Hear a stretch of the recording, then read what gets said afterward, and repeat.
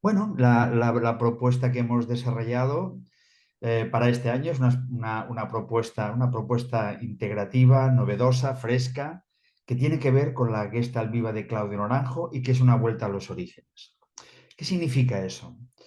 Yo creo que estamos como priorizando unas áreas que estaban muy vivas quizá en las primeras generaciones de la Gestalt y que después, yo creo que con el paso del tiempo se han ido anquilosando un poco, ¿no? Primero de todo, le damos mucha importancia o le vamos a dar mucha importancia al cuerpo. Además, el hecho de darle importancia al cuerpo va a ser una Gestalt mucho más liviana, ¿no? Ya, bueno, ya contará Monse, pero evidentemente que la neurosis o los síntomas muchas veces se pueden abordar o desde el cuerpo o desde la mente. Nosotros vamos a intentar realmente asociar mente y cuerpo y trabajar conjuntamente. Después, en la Gestalt, en los inicios, Fritz Perls a veces se nombra poco, porque él lo nombraba poco. Yo creo que él, tal como decía Claudio, a veces no se acordaba de dónde sacó ciertas cosas de su propuesta gestáltica primera.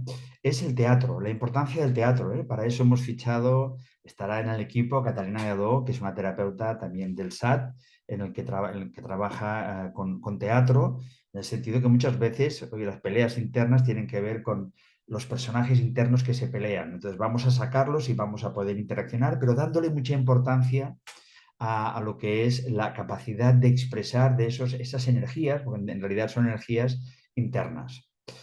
También le damos mucha importancia y esto yo creo que es gracias a Claudio Naranjo, la parte transpersonal. No es que no estuviera la parte transpersonal con Fritz Pels, pero estaba un poquito más oculta. Yo creo que Claudio es el que realmente lo pone en primer plano y a eso le vamos a añadir una cosa también novedosa, que es teniendo en cuenta que la Gestalt es el aquí y ahora, cuando nosotros vemos la actualidad, el presente de nuestra realidad social, lo que proponemos es precisamente que haya una dirección hacia una implicación social, que casualmente hablábamos con Carlos el otro día en la Asociación Europea, en la reunión de este año, va a ser precisamente sobre la implicación social de la Gestalt. No podemos estar en el cultivo de la salud y en el cultivo, digamos, del aquí y ahora y de la presencia sin tener una implicación, sin ver que lo que nosotros cambiamos, ha de cambiar y cambia nuestro entorno.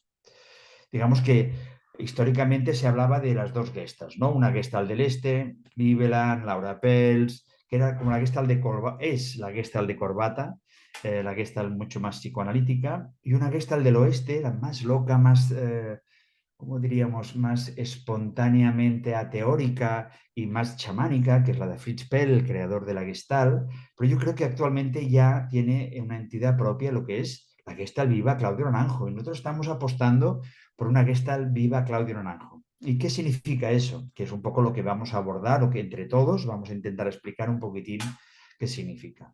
Primero, el aspecto espiritual, que como os decía, Fritz Perls sí que lo tenía, pero él es como que Fritz Perls buscaba una religión sin Dios, decía, ¿no? Entonces Claudio, con toda su capacidad que tiene de profundizar en lo espiritual y de unir Oriente y Occidente, es capaz de expresar y decir, no, vamos a trabajar realmente una, una, una gestal que sea el cultivo de la conciencia. Y esto es totalmente espiritual, ¿no?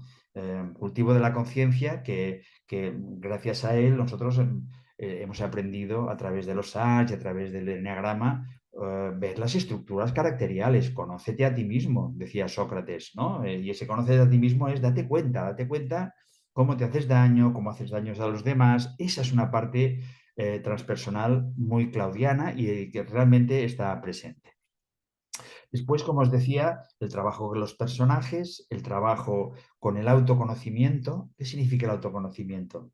Si tú te conoces a ti mismo, automáticamente tú tienes mucha más capacidad de ver al otro, porque es como tú te ves a ti mismo y eres capaz de ver al otro porque ya todos los impedimentos que tienen que ver con la neurosis, con los síntomas, bueno, pues se van despejando un poquitín, ¿no?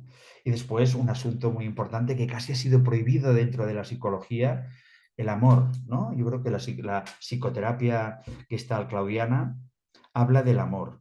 Antes decía Claudio, bueno, inicialmente se decía que la neurosis estaba producida en los primeros años de vida, digamos, por el reajuste, el condicionamiento infantil que formaba un carácter. Y después, posteriormente, casi en los últimos años, yo decía, no, creo que realmente la neurosis tiene que ver con la herida del amor. Entonces, vamos a afrontar la herida del amor, vamos a trabajar como, según este esquema claudiano tan válido, de los tres amores, de que tenemos un amor admirativo, que sería más, yo que sé, por el principio espiritual, llámale Dios, llámale energía, llámale el universo, pero que tiene que ver con la capacidad de rendirse o de admirar, ¿eh? O también la parte más del amor compasivo, el amor más benevolente, que Claudio lo relacionaba con el amor materno, la capacidad de resonar con el dolor ajeno, la capacidad empática, podríamos decir. Y sobre todo, el amor, la parte más del amor erótico, entendido como el amor del niño, la creatividad, la espontaneidad, el cultivo de la espontaneidad, que aparentemente es fácil y yo creo que culturalmente es lo que está más castrado, la parte del placer, ¿no? Por eso se dice que la Gestalt es una Gestalt, la Gestalt es principalmente, o a Fritz Perls se le llamaba, era un discípulo del dios del placer, el dios de la entrega. Y vamos a cultivar la espontáneo, vamos a cultivar esos tres amores y ver dónde nos falla, cuál es de dónde cojeamos para precisamente poderlo abordar y poderlo trabajar. Estamos añadiendo a esta propuesta, ¿no? Como decía Tati, una cosa nueva, novedosa, que es la implicación social, que os hablará después Carlas. En definitiva, la Gestalt que proponemos es una Gestalt de ser terapeuta, ser persona, cada vez más, y por eso invitamos a que la gente que venga no solamente sea gente que quiera dedicarse a la terapia, sino gente que quiera cambiar. Somos agentes de cambio. Nuestra propuesta es ser persona, ves adentro, conócete. Claro, el proceso de conocerse es un proceso del viaje del héroe, es un proceso una persona que siente que falta algo hoy en día, ¿no? Que le falta, que tiene sed de ser, que tiene unas ganas de cambiar, ¿no? Entonces es una propuesta de acompañarle en este cambio, ¿no? Y llegar a, pues, a partes de ser más persona, que significa estar más cerca del corazón, que significa quizás ser más capaz de sentirse vulnerable delante del otro, de quizá establecer unos vínculos más conscientes en los que cuando llegas a casa tú te puedes quitar el traje egoico, porque lo has concienciado y te puedes poner más vulnerable, más amoroso con la gente que tú quieres principalmente. Yo diría que esto es es el resumen de esta nueva propuesta que va acompañada, pues, sobre todo de más seguimiento, de a lo mejor menos fines de semana, pero más trabajo entre fin de semana y fin de semana, o más stages. Proponemos un residencial más porque vemos que en los residenciales se hace mucho más grupo y se puede ir más profundamente. Bueno, en definitiva, este es el resumen de nuestra propuesta. Entonces paso la palabra a Monse para que nos hable de la parte corporal. ¿Qué nos puedes decir, Monse? Vale, gracias Tony por esta intro y gracias y bienvenidos a todas y a todos. Bueno, es difícil resumir un poco la parte corporal, lo que sí empezar como diciendo que cómo es que ponemos en nuestra escuela el cuerpo en primer plano cuando clásicamente como que eso no estaba tan puesto en las propuestas de formación. Yo creo que aquí es como que tenemos una tradición en nuestro centro de como más de 20 años formativos de trabajo con el cuerpo, tanto como equipo como una propuestas formativas. Y yo creo que también el hecho de que tanto Tony como yo, que inicialmente, al ser médicos, de alguna forma como uno de los intereses, el contacto, yo siempre me sorprende, es como, ¿cómo puede ser que tengamos tan poco conocimiento de cómo funcionamos, ¿no? A nivel cuerpo, cuando al final es lo más obvio de nuestra existencia, es que nos podemos tocar, nos podemos ver y lo que nos da este sentido de la realidad, ¿no? Y pienso que esa inquietud, no tanto del cuerpo como enfermedad, sino del cuerpo como salud, ¿no? Un poco el autoconocimiento. Y eso hace que esa tradición en nuestra escuela, como que tenemos siempre vivo el interés de que el cuerpo esté en un primer plano.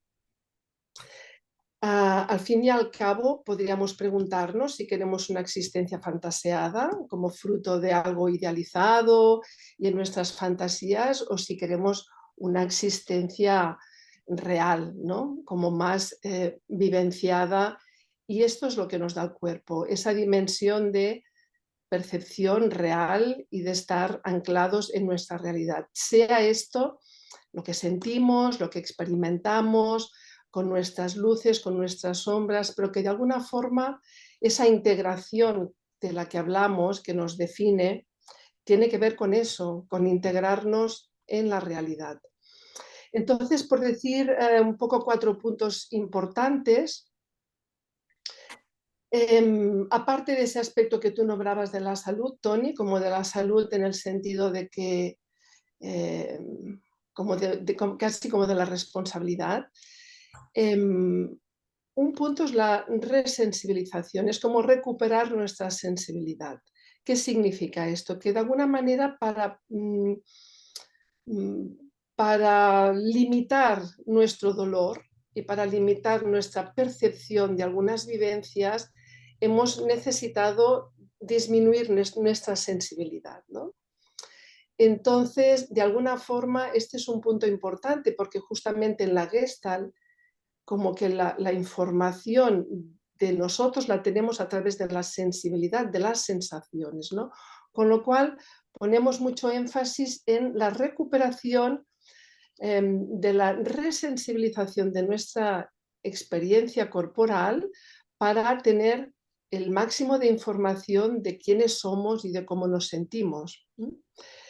Otro punto, va unido, es la conciencia corporal. La conciencia tiene que ver con esa información de lo que notamos, los sensores que tenemos en el cuerpo que mandan la información y que la podemos como identificar. Eso, o sea, como que de alguna forma, ¿en qué nos proporciona autoconocimiento, conciencia de nosotros mismos, de nosotras mismas, autoconocimiento? La recuperación del sentido, como aquello que estamos vivenciando, aquello que estamos viviendo, como cuál es el sentido. Hay algo que tiene que ver con la conciencia corporal, como integrar el sentido de nuestra existencia y también, como integrar aquellas partes escindidas, como de alguna forma rechazadas, pero que todo esto también se refleja en el cuerpo. Con lo cual, la conciencia corporal es ese ejercicio introspectivo de percibir desde lo más sutil a lo más burdo la existencia o cómo nosotros estamos vivenciando. Otro punto, que es quizás en otro tono, es herramientas y técnicas para dinamizar y desbloquear como podríamos decir, como las partes bloqueadas de nuestro cuerpo. Con esto, de alguna forma, es como lo percibimos con las tensiones que han bloqueado nuestra energía, con las emociones que hemos bloqueado, de alguna forma con todas las experiencias que de alguna forma encapsulamos, congelamos o paralizamos en su momento como manera de protección, como decía antes Tony, de nuestra neurosis, de nuestro carácter. Con lo cual, en la formación también proporcionamos el conocer o el aprender diferentes maneras, técnicas y herramientas para dinamizar y desbloquear todas estas energías que han estado o que están estancadas. ¿Cómo lo notamos? Dolores, molestias, dificultad en respuesta, diferentes situaciones donde queremos responder y no podemos. En fin, hay muchísimas maneras, pero que de alguna forma en el cuerpo es donde está todo registrado. En ese sentido, eso tiene que ver también con un poco como tú decías, Tony, ¿no? Como recuperar el aspecto lúdico, la espontaneidad. todo eso que tiene que ver con el placer es lo que de alguna forma mutilamos, ¿no? Como decías tú, la parte instintiva, con lo cual a través del cuerpo y esos trabajos de desbloqueo y de dinamización es lo que ayuda a reconectar con el placer, con el juego, con la parte espontánea de nosotros mismos. Y un cuarto punto, que es la respiración, como que de alguna forma el patrón respiratorio, nuestra forma de... Es como si en la respiración está contenida toda muchísima información, no diré toda, pero sí mucha información de cómo nosotros nos conducimos, cómo nos limitamos, cómo nos exigimos. De alguna manera tenemos tanta ignorancia, ¿no? De cómo, no solamente de la importancia de la respiración como asunto alquímico, dinamizador energético y de conciencia, sino en lo más obvio también, el propio conocimiento del patrón respiratorio, si bloqueamos en inspiración, si bloqueamos en expiración, cómo tomamos el aire, es decir, todo lo que tiene que ver es una información que desconocemos y que probablemente al ser como un asunto voluntario e inconsciente a la vez o involuntario a la vez, es como que respiramos sí o sí, hemos perdido un poco la mirada, ¿no? de profundizar en cómo es o qué importante es la respiración, ¿no? Entonces también es uno de los puntos en que nosotros de alguna forma yo pienso que hacemos pedagogía, enseñar, recuperar el conocer de alguna forma, más allá de la conciencia, también el conocer cómo funcionamos, ¿no? Y también es una herramienta, la respiración, como de no solamente de catalizar, sino también de integrar las experiencias.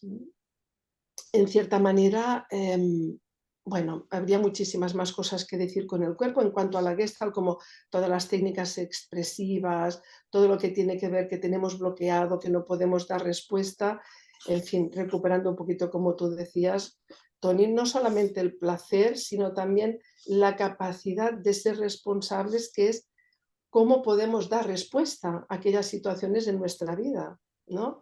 Y poder tener, yo creo que el poder decidir, cómo recuperar la libertad de decidir, ¿no? Menos automatismo y muchísima más conciencia. Y es en el cuerpo que puedo parar un momento, respiro, me escucho. ¿Qué puedo hacer? ¿Cómo quiero responder? Todo esa, al final, eso es una recuperación de la libertad y del sentido, como podríamos decir, la libertad de poder elegir, ¿no? Cómo podemos afrontar las diferentes situaciones, ¿no? Con lo cual, en general, podríamos decir que como un mayor potencial psicoemocional y, evidentemente, como decías tú, Tony, una recuperación de la energía vital, ¿no? A través del trabajo con el cuerpo, aparte de las herramientas, el propio trabajo personal. Bueno, yo creo que lo dejo aquí y te paso la palabra, Carles. Gràcies, Montse. Bé, molt bona tarda a tots i a totes. Tal com ja ha anticipat el Toni Aguilar en la seva presentació, efectivament, en la nova formació Gestalt del Cercle de Consciència incorporem una nova dimensió i una nova activitat. I és el que en diem el projecte social de la formació Gestalt de Cercle de Consciència. I molt breument us explicaré en primer lloc el per què d'això i després també sintèticament el com ho farem. Per què és? Un primer per què.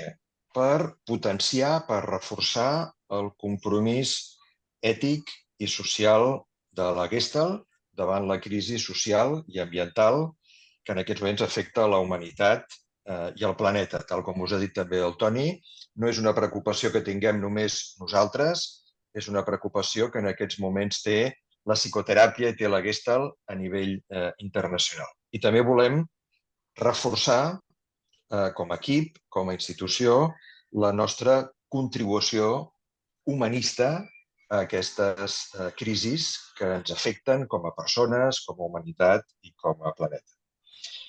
Un segon per què és perquè hi ha dos pilars, entre altres, fonamentals a la Gestalt. Un és la consciència, tant el Toni com la Montse ens n'han parlat, i l'altre és la responsabilitat. Són dos pilars fonamentals de la Gestalt sobre els quals treballem molt en la formació. Doncs bé, volem que la consciència també l'apliquem a com ens afecten aquestes crisis, com ens afecten a nosaltres i com afecten a les altres persones. I la responsabilitat també aplicada a la solidaritat amb altres persones. Nosaltres afirmem que la solidaritat cura, la solidaritat genera salut mental sana i sanadora, i també una responsabilitat aplicada a l'autososteniment, que és un principi fonamental també i un objectiu essencial del procés terapèutic, a sostenir-me, a trobar la manera de sostenir-me. Per tant, fer-me responsable també de mi mateix o de mi mateixa.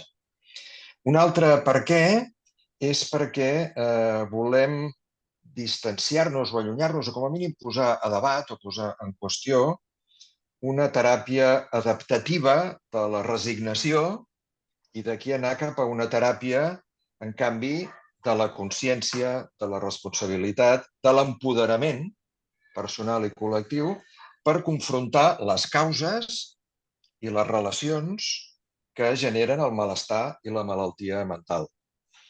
Cada vegada més la recerca, la investigació sobre les causes i els determinants socials i econòmics de la malaltia mental ens demostren com unes millors condicions materials de vida, com un entorn ecològicament més saludable i com una comunitat més forta, com una comunitat més forta i unes relacions socials més sanes contribueixen de forma directa a una millor salut mental. I al contrari, unes males condicions de vida a nivell material, un entorn comunitari desestructurat o negatiu, un entorn també desestructurat o negatiu a nivell mediambiental, contribueix molt negativament des del punt de vista de la malaltia mental. I us posaré un exemple molt concret d'aquest enfocament del que estem parlant. Si jo estic en una crisi d'ansietat o en una depressió perquè estic a punt de perdre el meu habitatge o perquè visc en unes condicions indignes, la teràpia el que ha de fer és reforçar la meva capacitat d'adaptació o de tolerància a aquesta situació, o el que ha de fer és augmentar la meva consciència, la meva responsabilitat i empoderar-me per fer front a aquest problema d'habitatge que és causa de malaltia mental o de malestar social. Desenvolupar i entrenar les nostres capacitats i potencialitats de cooperació amb altres persones del grup, del mateix grup de persones que s'està formant amb nosaltres, i també amb la comunitat. I això ho farem al llarg dels 3 anys de la formació. Intentarem incorporar també aquest aprenentatge, aquest entrenament de la meva capacitat de consciència col·lectiva, de responsabilitat col·lectiva i de cooperació i col·laboració amb els companys i companyes del grup formatiu i també amb la societat, amb el nostre entorn social. El primer any consistirà en un treball més individual de definir quina relació social, familiar, laboral, política, la que sigui, jo vull canviar i com fer-ho i com responsabilitzar-me d'aquest canvi. En el segon any, amb altres persones del grup, fent un equipet, intentarem definir un projecte col·lectiu, comú, d'actuació sobre la comunitat, sobre l'entorn social. Un projecte de cooperació entre nosaltres, farem subgrups dintre de la formació i cada grup haurà d'investigar, de buscar, de fer recerca, també partint de les seves motivacions, de les seves necessitats, per definir un projecte social. Aquests projectes socials podran sorgir de la iniciativa dels alumnes, els podrà proposar el cercle de consciència a partir també dels seus projectes i de les seves activitats, poden sorgir de col·laboracions nostres amb altres entitats socials, i el tercer any el que es tractarà és d'aplicar això, d'intervenir socialment, de fer aquesta acció social de solidaritat. En clau social, humanista, mediambiental, feminista, de la naturalesa que sigui el projecte o combinant aquests diferents aspectes i dimensions. Tot això tindrà una plasmació concreta en hores dintre del programa formatiu. Preveiem 20, 30 i 40 respectivament, 20 pel primer curs, 30 pel segon i 40 pel tercer, i dintre d'aquestes incloses hi haurà 18 hores de supervisió específica per aquest projecte social. A més de les hores de supervisió de la formació i de seguiment, tindrem unes hores 18 específiques per això i, òbviament, després de cada curs, de cada any, hi haurà la corresponent memòria de com evoluciona aquest projecte. En definitiva, la finalitat principal d'aquest projecte és descobrir, contrastar i entrenar les capacitats col·laboratives i de cooperar amb altres persones en aportacions a la comunitat, amb responsabilitat social i ambiental. També reconèixer les dificultats i les contradiccions i els límits que trobarem en aquesta experiència. També assumir potser el que no podem o el que no sabem, no?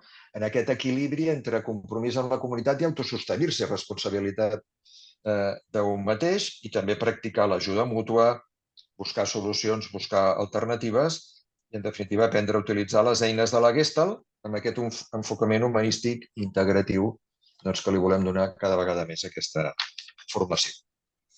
I crec que ara el Toni farà una darrera intervenció, potser de tancament, i crec que després podrem seguir amb el debat. Gràcies. Gracias, Carles. Vale. Yo me gustaría cerrar la intervención hablando sobre todo de la parte transpersonal. Os explicaré, empezaré hablando de una anécdota. Yo me acuerdo hablando con Claudio sobre el origen de la Gestalt y él le dije, bueno, ¿y la Gestalt transpersonal? Me dice, esto es una perogrullada. En realidad, la Gestalt es transpersonal. Es decir, que la Gestalt dentro que está encajonada en la psicología humanista, en realidad, en un estricto sentido, tendría que pertenecer y pertenece, esto dicho por Claudio, a la psicología transpersonal. Muchas de las áreas, muchas de las propuestas son totalmente transpersonales. Acordaros que transpersonal en realidad, que es la cuarta fuerza que nace dentro del contexto de la psicología al final de los años 60, y que en realidad transpersonal es espiritual, ¿no? Y él era un gran defensor de que en realidad el proceso personal y los terapeutas en realidad somos unos artistas en el acompañamiento del proceso personal, del proceso de cambio, en términos más espiritualizantes del gran mito del héroe, ¿no? Que empezamos con muchos síntomas, vamos a terapia y tenemos nuestros síntomas de dolor, de duelos no resueltos, de ansiedades, bueno, en realidad sufrimiento, ¿no? Y es precisamente gracias a este sufrimiento que esto es la semilla del buscador, ¿no? La semilla del buscador para este viaje que representa la formación, para este viaje que significa la vida, ¿no? Pero claro, una vida con un compromiso de búsqueda, ¿no? Claudio siempre decía, hay que pagar el precio, hay que poder pagar el precio de un poco de dolor para poder ir cambiando. En el sentido de que lo primero que se enseña en la formación, yo creo que es a cambiar cómo se hace en meditación, digamos el foco de la atención. Si el foco de la atención normalmente es como un haz de luz, nosotros estamos totalmente o parcialmente desconectados de nosotros mismos y estamos hacia afuera. Hay tantos estímulos socialmente, ¿no? Esto que decía Monse, estamos desconectados de nuestra respiración, ¿no? Pues una de las cosas primero que se enseñan es a poner el foco hacia adentro, el foco de luz que ilumina lo que hay dentro. Bueno, entonces, ¿qué hay dentro? ¿No? Porque lo que encontramos inicialmente es lo que no nos gusta de nosotros. Un buen trabajo del cultivo de la conciencia, que es totalmente transpersonal, que muchos enfoques meditativos y muchos enfoques religiosos y muchos enfoques espirituales lo que te proponen es, primero, cultivo del aquí y ahora, ¿no? El aquí y ahora precisamente es una de las definiciones de la terapia Gestalt. La terapia Gestalt es la terapia del aquí y ahora, que lo que te haces es un cultivo de una presencia y una actitud. Y la actitud es de mirar hacia adentro, ¿no? Entonces, cuando miras hacia adentro, decíamos, ves lo que no quieres ver. normalmente. Hay mecanismos de defensa que pueden ser corporales, que pueden ser psíquicos, pero sería todos estos personajes, que son los personajes egoístas. Nosotros cuando empezamos un proceso, somos feos, Claudio decía que somos un poco como zombies, que lo que hacemos es vamos con la masa y somos un poco vampiros, estamos siempre diciendo quiero más, quiero amor, que no tengo amor, quiero amor, quiero amor, ¿no? Y cuando acabamos muchas veces, ay, ostras, si me doy cuenta de lo que no sé es amar. Y en ese proceso, en ese coger esa mirada y ese foco y mirar hacia adentro, pues nos damos cuenta de lo egoístas que somos, en definitiva, de, a ver, cómo nos hacemos daño a nosotros mismos y cómo hacemos daño a los demás. Esto me parece importante. Y muchas veces tenemos que pasar un vacío que muchas veces el vacío neurótico de, ay, me siento que aquí tengo un vacío. Claro, todos tenemos un vacío. Este es el vacío que se encuentra cuando uno se va a meditar. Este es el vacío que proponen muchos enfoques religiosos, de adentrar en el vacío, adentrar en este espacio entre pensamiento y pensamiento que dicen los del budismo zen. Porque allá hay que pasar una muerte y renacimiento, una muerte entendida como que hay personajes, esto que hablamos de los personajes egoicos que nos hemos identificado, ¿no? Desde el perfeccionista, bueno, las pasiones, o incluso con el víctima, me he identificado con, ¿no? Y como poder soltar estos personajes, esos trajes, y muchas veces hay dolor, hay sufrimiento ahí, nos cuesta hacer eso. O sea, que es un proceso, la formación cristal, de deconstrucción. Sí que se pasa en crisis, pero es que normalmente si un proceso, digamos, terapéutico, un proceso de cambio, si es realmente válido, pasa por ciertas crisis, ¿no? Y entonces nos damos cuenta con el tiempo de que en ese vacío se hace un vacío fértil. En ese vacío hay tesoros, ¿no?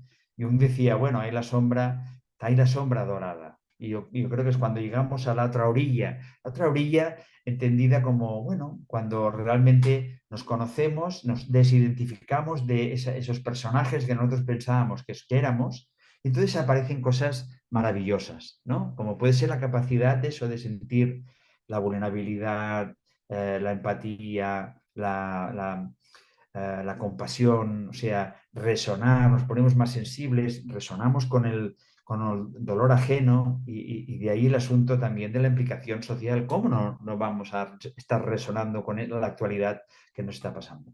Bueno, y en realidad el proceso, digamos, de espiritualización, que es el proceso personal, que es el proceso que proponemos, claro, intenta llegar a una otra orilla que, aunque en las grandes religiones se habla de iluminación, en términos más humildes, en realidad estamos hablando de sentirnos bien en casa, sentirnos bien con nosotros mismos, que no es una cosa tan fácil, ¿no? De estar, como decía Paco Peñarrubia, estar bien con nuestros ángeles y nuestros demonios, ¿no? Porque tenemos de todo, ¿no? Y esta sería la parte integrativa de la Gestalt, ¿no? Como poder ver que hay cosas que sí que se pueden cambiar, y esto es la sabiduría, ver que hay cosas que sí que se pueden cambiar y otras cosas que no, yo siempre digo, la cabra tira para el monte, que a veces hay que poder, ¿cómo puedes sobrellevar tu neurosis, ¿no? Para que llegue un momento en que casi que te ayuda, en vez de te trampea. Hay muchas propuestas transpersonales. Claudio hablaba en la Gestalt hablaba de las técnicas dionisíacas y técnicas apolíneas, ¿no? Apolo, el dios de la neutralidad, el dios de la lucidez, tenía un arco y con las flechas siempre hacía diana, ¿no? Precisamente porque él era cazador. ¿Y qué cazaba, en realidad, metafóricamente? ¿Qué cazábamos los terapeutas? Los terapeutas lo que intentamos cazar, en la medida que nos entrenamos en las técnicas apolíneas, de lucidez, el estar en aquí y ahora, de limpieza todos los sistemas perceptivos, es la neurosis, es las neurosis, todo eso que te sobra, que es tóxico para ti. Y es muy claro, no nos ponemos para ser víctima de tu neurosis, somos capaces de confrontarte, ¿no? Decir algo así, mira, no nos pagas para que te demos la razón, sino para que de una forma amorosa te confrontemos y te diremos, mira, esto no nos suena, nos está sonando a que esto no es de verdad, que lo que hacía Miguel Ángel, ¿no? Que con un cubo de mármol y que él decía, no, yo lo que hago es saco lo que sobra para ver la belleza interior. Esto es lo que hacemos los terapeutas, ¿no? Y después habían las técnicas dionisíacas, este dios de la entrega, esto que decía Monse de entrenarnos en qué, en que si sacamos lo que nos sobra, somos mucho más espontáneos. Y precisamente la espiritualidad tiene que ver en que si nosotros somos espontáneos, pero con el contexto del desarrollo de un testigo interior, de la conciencia, que es lo que cultivamos, la tendencia siempre es a cerrar los asuntos inconclusos, a que la vida vaya hacia una fluidez, ¿no? Y que podamos ser más libres. Yo no sé si la libertad total, pero ser más libres, que delante de estímulos podamos decidir realmente por nosotros mismos, no por el condicionamiento infantil que, digamos, que significa pues, la neurosis, ¿no? La neurosis entendida como ese condicionamiento que tuvimos tanto cultural, porque hoy en día ya se habla evidentemente de la neurosis, del patriarcado, de lo que hemos ido heredando, ¿no? A nivel del patriarcado, y por eso es tan importante la implicación social, y también de la neurosis que nos vamos pasando de generación en generación como si fuera el pecado original, ¿no? En fin, o sea que hay muchos conceptos que son transpersonales. Yo soy un gran defensor de que esta en realidad es transpersonal y que el proceso de cambio es un proceso espiritual, ¿no? Y esta es la propuesta que vamos a hacer, pero entendida como de una forma humilde, de una forma de, vamos a intentar pues, eso, llegar al corazón, llegar a nuestro corazón, entendernos, ser compasivos, pero también confrontarnos con nosotros mismos, porque si no, no hay forma. A veces el ego está ahí intentando sobre todo no sentir dolor, y por no sentir el dolor estamos toda la vida sufriendo, ¿no? Cuando el dolor, si te abres al dolor, también te abres a la vida, ¿no? Y además el mecanismo del dolor es un mecanismo que cuando tú te abres a sentirlo, desaparece y aparece otra cosa, ¿no? O sea, que el vacío se va al vacío fértil, a un vacío en el que de alguna manera puedes cultivar en tu propio jardín cualidades que ni siquiera tú intuías que tenías, ¿no? Y desde ahí puedes compartir y que la vida sea eh, una cosa que tiene que ver no con el control, sino con la fluidez, con el dejarte llevar, con el dejarte que la vida te maraville, ¿no? En sí misma. Bueno, podríamos estar hablando mucho sobre la parte espiritual de una terapia como la terapia gestáltica integrativa, que obviamente tiene mucho de la terapia que nos presentaba Claudio. Bueno, yo lo que haría sería, si te parece, Tati, como abrirnos a posibles preguntas. Sí, por supuesto. Adelante. Os invitamos a que libremente podáis intervenir y nos gustará mucho escuchar vuestras impresiones, dudas, reflexiones, ¿no? De dónde os lleva todo esto que se ha mencionado, ¿no? Estas aportaciones tan interesantes.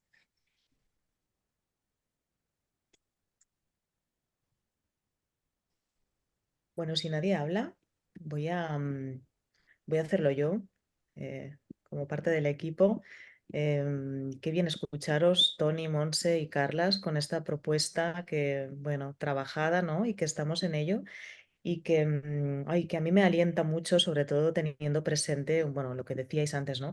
En los tiempos en los que estamos, con todo lo que está pasando, con la guerra, con el cambio climático, con las enfermedades, con todo el panorama social y cultural, me da un halo de aire pensar en esta mirada que lo acoge de esta manera, que tiene en cuenta toda esta cuestión social y que por lo menos, pues bueno, haya un espacio para poder contener lo que nos genera esto y mirar tanto hacia adentro como hacia afuera, ¿no? La verdad es que, bueno, yo me siento alentada al saber que vamos creando esto y poder transmitirlo, ¿no?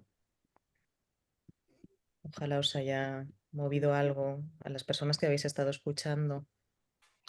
A mí lo que estás diciendo, Cris, eso de o sea, cómo los mundos se juntan, ¿no? En la cosa social, en el fondo necesitamos resensibilizarnos porque nos hemos insensibilizado, pero que de alguna forma como que todos los mundos, ¿no? Como los cuatro aspectos, el cuerpo, lo transpersonal, como la disolución un poquito desde el autoconocimiento y la presencia de lo más que está más agarrado.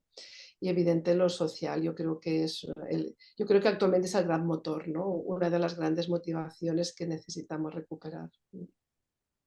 Sí, y también esto, añadiendo esto que dices, Monse, o sea, la Gestalt nace en el contexto de la contracultura de los años 60, ¿no? En California o en Estados Unidos. Era una época revolucionaria, ¿no?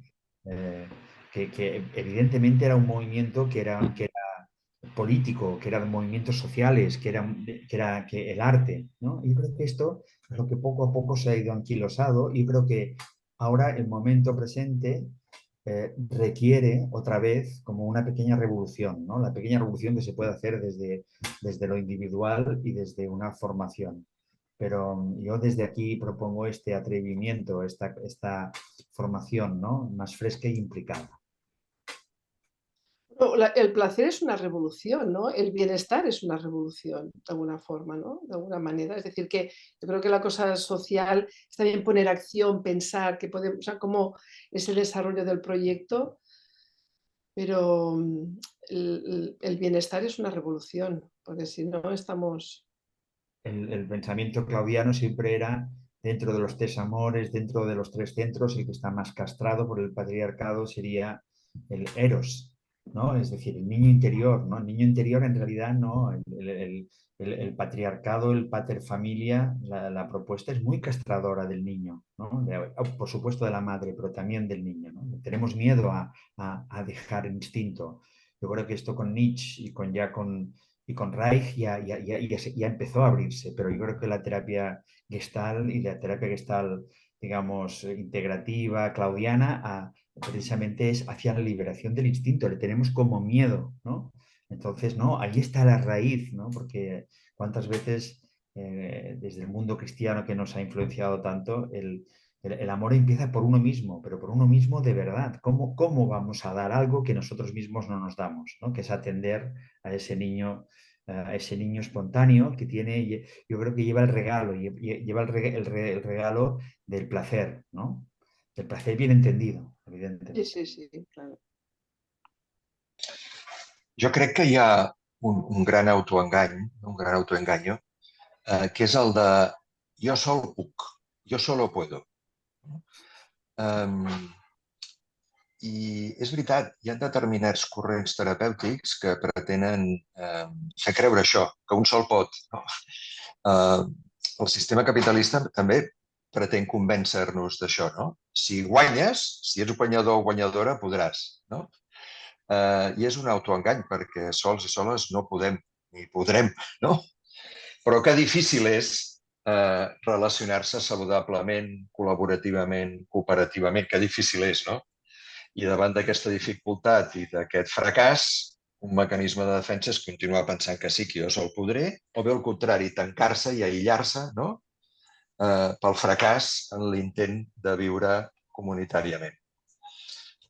Doncs jo crec que també és un dels objectius de la nostra formació, del nostre enfocament terapèutic, adonar-nos que ens hem de fer responsables de nosaltres mateixes, primer punt, buscar autosostenir-nos, però que soles no podrem, i entrenar i aprendre com col·laborar saludablement, com cooperar saludablement, donant-nos salut i creant salut. Jo volia participar un momentet amb això que deia la Montse, no? De que, bueno, que el pla és revolucionari, no?